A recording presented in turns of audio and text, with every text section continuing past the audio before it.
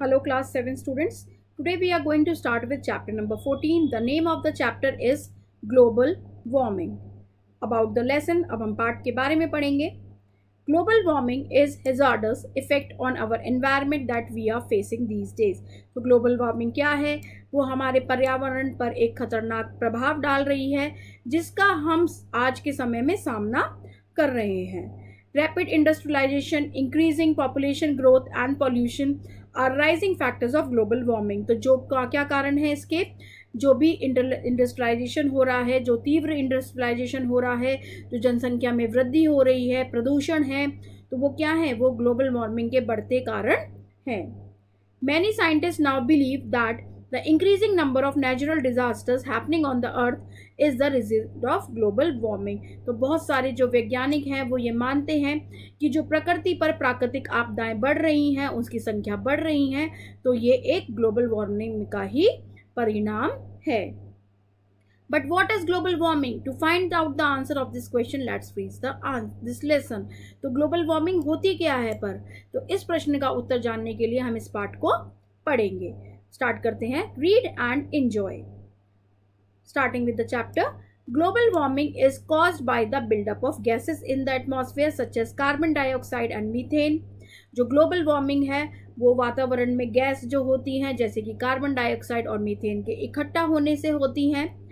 Which form a sort of blanket over the earth. और वो क्या बनाती हैं? वो पृथ्वी के चारों ओर एक कंबल जैसी परत बना देती हैं. किसकी? Trapping in heat that will normally escape the atmosphere. जिससे क्या होता है कि गर्मी वहां पर फंस जाती है और सामान्यतः वो वातावरण से बाहर निकलती है. तो हमारी जो पृथ्वी का जो टेम्परेचर है वो बहुत ज्यादा बढ़ जाता है. आगे पढ़ेंगे. The leading greenhouse gas is carbon dioxide, a pollutant emitted from the burning of fossil fuels such as coal, oil and natural gas. तो जो कार्बन डाइऑक्साइड है वो क्या है? वो प्रमुख ग्रीन हाउस गैस है जो कि कोयला, तेल और प्राकृतिक गैस जैसे जो जीवाश्म ईंधन होते हैं उनसे बाहर निकलती है, उनके जलने से बाहर निकलती है. While it is true that there has always been some natural climate variability, but ऐसा ये भी सच है कि जो भी कुछ प्राकृतिक परिवर्तन होते हैं तो उसकी वजह से भी ऐसा होता है. The changes that are currently underway are unlike anything that has been seen before. और इस तरीके जो परिवर्तन हो रहे हैं जो हमने पहले कभी भी नहीं देखे हैं. Record levels of carbon dioxide are causing far-reaching changes in global weather, sea levels and climate. तो जो भी कार्बन डाइऑक्साइड की रिकॉर्ड मात्रा है वो जलवायु जो है हमारी, समुद्र का स्तर है जो हमारा, और मौसम में व्यापक बदलाव वो ला रही है. We do know that even a modest rise of 1 degree to 1.7 degree could have dramatic effects. तो हमें ये ज्ञात है कि अगर केवल 1.1 डिग्री से 1.7 डिग्री सी में भी अगर मामूली वृद्धि भी हो रही है तो वो एक भारी प्रभाव डाल सकती है. In the last 10,000 years, the Earth's average temperature hasn't varied by more than 1 degree Celsius. तो जो पिछले 10,000 वर्षों की अगर हम बात करें तो पिछले 10,000 वर्षों में पृथ्वी का औसत तापमान 1 डिग्री से अधिक नहीं बदला है. Temperatures only 5 degree cooler than those today prevailed at the end of the last ice age that ended about 12,000 years ago, in which the northeast United States was covered by more than 3,000 feet of ice. तो आज से लगभग अगर हम 12,000 वर्ष पहले की बात करें तो ये 12,000 पहले लगभग समाप्त हो गई थी और आखिरी हिमयुग में तापमान केवल कितना था? 5 डिग्री सेल्सियस कम था. और उस समय अमेरिका के जो उत्तर पूर्वी भाग थे उसमें 3,000 फीट मोटी बर्फ की चादर थी. Leading scientist claim that a rise of 3 degree Celsius could cause a worldwide drop in crops of between 20 and 400 million tons. तो क्या बोला जो साइंटिस्ट हैं, जो वैज्ञानिक हैं, उनका क्या कहना है कि तापमान में अगर 3 डिग्री सेल्सियस की भी वृद्धि होगी तो दुनिया भर में जो फसलों का उत्पादन है वो 20 से 400 मिलियन टन तक घट सकता है. threatening 400 million people with famine and put up to 3 billion people at risk of flooding and without access to fresh water supplies. तो और क्या हो सकता है जिससे 400 मिलियन लोगों को भुखमरी का सामना करना पड़ जाएगा और 3 बिलियन लोगों को बाढ़ और पीने के पानी की कमी का खतरा होगा. Few ecosystem could adapt to such a dramatic temperature change। और कुछ ही जो बहुत कम इकोसिस्टम होते हैं जो इस तरीके के तापमान के परिवर्तन को सहन कर पाएंगे, resulting in the destruction of half the world's nature reserves and a fifth of the coastal wetlands. तो क्या होगा अगर ऐसा नहीं कर पाएंगे, वो सहन नहीं कर पाएंगे, तो दुनिया के आधे प्राकृतिक भंडार जो हैं और जो 5वें तटीय दलदले हैं, जो वेटलैंड्स हम जिनको बोलते हैं, उनका विनाश हो जाएगा। Global sea levels could rise by more than 20 feet. Ice shelves in Greenland and Antarctica collapsed, which is a clear possibility if temperature continue to climb. तो क्या होगा कि यदि ग्रीनलैंड और अंटार्कटिका की जो बर्फ की मोटी परतें हैं वो अगर पिघल गई तो समुद्र का जो स्तर है वो 20 फीट तक बढ़ सकता है। और यदि तापमान इसी तरह बढ़ता रहा तो मुमकिन है क्या होगा, which is clear possibility if temperature continue to climb, over a million species worldwide could be driven to extinction by 2050। तो क्या होगा कि सन 2050 तक 1 मिलियन से अधिक प्रजातियां जो हैं वो विलुप्त हो जाएंगी, वो एक्सटिंक्ट हो जाएंगी। आगे बढ़ेंगे। The United States produces far more carbon dioxide than any other country in the world। तो जो यूनाइटेड स्टेट्स है, जिसको हम क्या बोलते हैं, जो संयुक्त राज्य अमेरिका का है, तो वो दुनिया के किसी भी अन्य देश की तुलना में सबसे ज़्यादा अधिक कार्बन डाइऑक्साइड उत्सर्जित करता है। According to the Department of Energy in the United States, the country produces 22% of all CO2 emitted into the atmosphere। तो अगर हम अमेरिका ऊर्जा जो अमेरिकी ऊर्जा विभाग है उसके अनुसार अमेरिका जो है वो 22% CO2 का उत्सर्जन करता है, जो चीन और भारत के दोनों के मिलाकर भी बहुत ज़्यादा है। That is more than China and India together, or 17% and 4.1% respectively. More than Russia, और रशिया से भी अधिक है, जो रशिया का कितना है 6%, जापान से भी अधिक है जो है 4.7%, ऑस्ट्रेलिया जो कि 1.4% है, and the whole of Europe put together 17.2%, और पूरे यूरोप से उससे भी अधिक है 17.2%।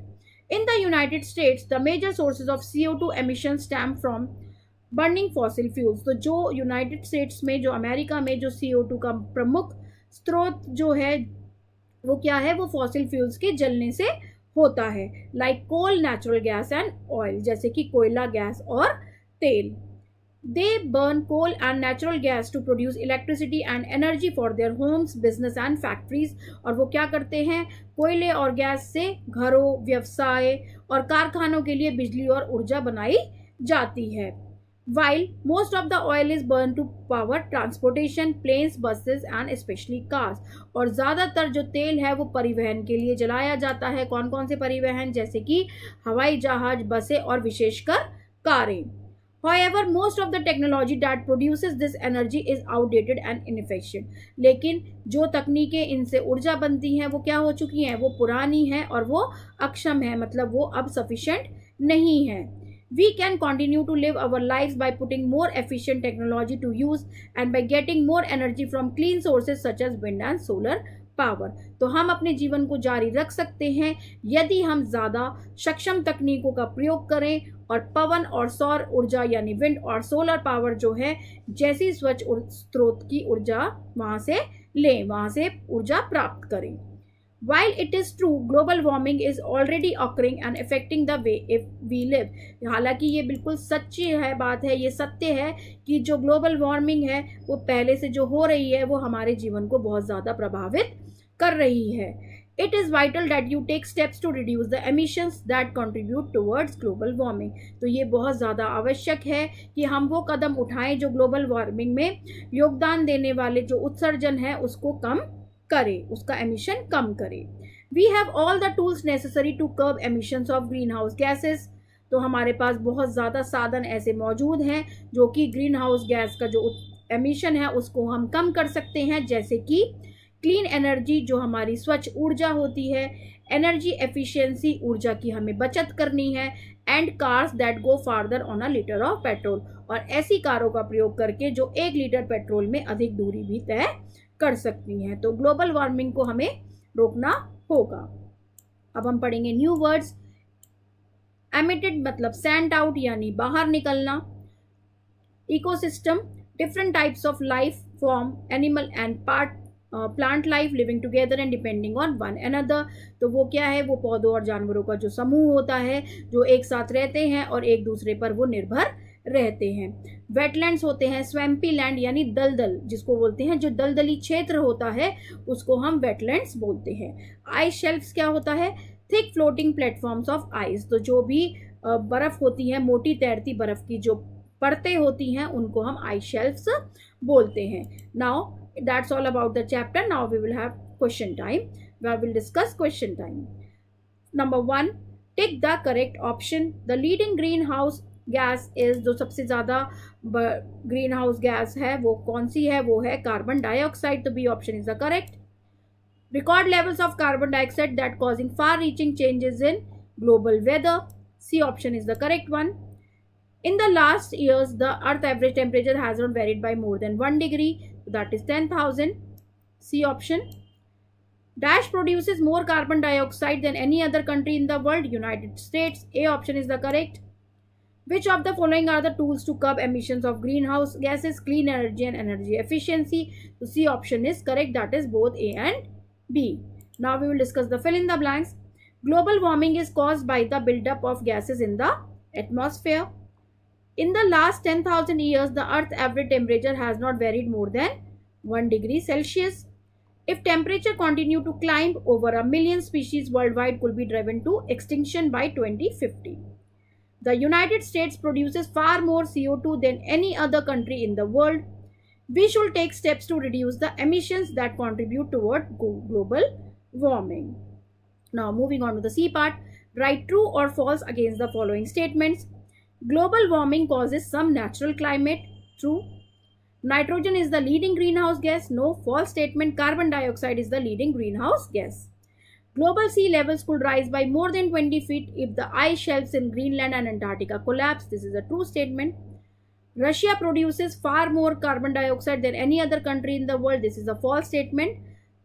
Fifth one, we can continue to live our lives by putting more efficient technology to use. This is a true statement. Now we will discuss the answer the following questions. What is that people lack during a famine and a drought? तो लोगों के पास किस चीज़ की कमी हो जाती है? famine में क्या होता है, खाने की कमी हो जाती है, तो you will write food.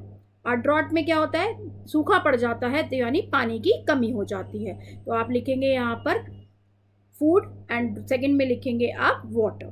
Now second one, give 3 reasons why the USA emits so much CO2। क्योंकि वो इतना ज़्यादा CO2 का एमिशन क्यों होता है वहाँ पर, क्योंकि it uses fossil fuels like coal, oil and gas. और एनर्जी कहाँ पे इस्तेमाल होती है वहाँ पर, is use to power homes, factories and transportation.